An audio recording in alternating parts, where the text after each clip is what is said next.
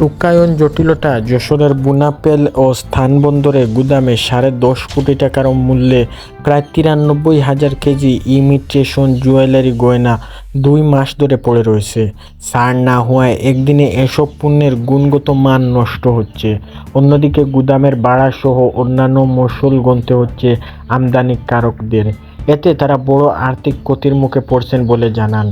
জাতীয় রাষ্ট্র বোর্ডের এনআরবি ঘোষণা অনুযায়ী প্রতি কেজি সাধারণ ইমিটেশন গয়নার আমদানি শুল্ক $5 এবং গোল্ড প্লেট সোনার প্লেট দেওয়া গয়নার শুল্ক কেজিতে $8 করে দেওয়া হয়। আমদানিকারকরা জানান তাদের আটকে থাকা গয়নাগুলো সাধারণত ইমিটেশনের, কিন্তু সেগুলোকে বুনাপুল কাস্টমের কর্মকর্তারা গোল্ড প্লেট গয়না বলে কেজিতে $8 শুল্কারোপ করতে চান। কিন্তু তিনি এই হারে শুল্ক ও আপাততকতা জানিয়েছেন। আমদানিকেরা তারা পণ্যের ল্যাব টেস্টের আবেদন জানিয়েছেন, কিন্তু বুনাপুল কাস্টমের কর্মকর্তা গত 1 মাসেও পণ্যের নমুনা ল্যাব টেস্টে পাঠাননি।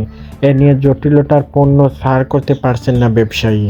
আমদানিকারক ও বুনাপুল বন্দর সূত্রে জানা গেছে, ঢাকা রিপ্রেস লিমিটেড, মা এন্টারপ্রাইজ ও সালমা এন্টারপ্রাইজ নামে 3টি আমদানিকর প্রতিষ্ঠান গত 11 থেকে 23 জুনের মধ্যে ভারত থেকে বুনাপুল বন্দর দিয়ে দিনে 92,743 কেজি ইমিগ্রেশন জুয়েলারি পণ্য আদান প্রদান করে।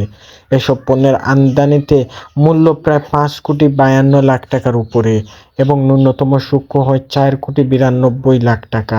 আমদানিকারকরা বলেছেন, 3টি চালানের মধ্যে গোল্ড প্লেটের কোনো পণ্য নেই। সবই সোনালী রঙের এবং প্লেটফর্ম দেওয়া সাধারণ ইমিগ্রেশন, যার শুল্কায়ন হবে প্রতি কেজিতে $5।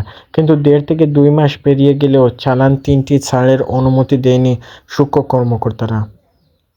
আমদানিকারক প্রতিষ্ঠানের repress limited chairman Mustafizur Rahman পণ্যের নমুনা ল্যাব টেস্টে পাঠানোর জন্য আমরা 1 মাস আগে বুনাপুল কাস্টমের কমিশনারের কাছে লিখিত আবেদন করেছিলাম, কিন্তু অজ্ঞাত কারণে তিনি ল্যাব টেস্টে আগ্রহী হচ্ছিলেন না।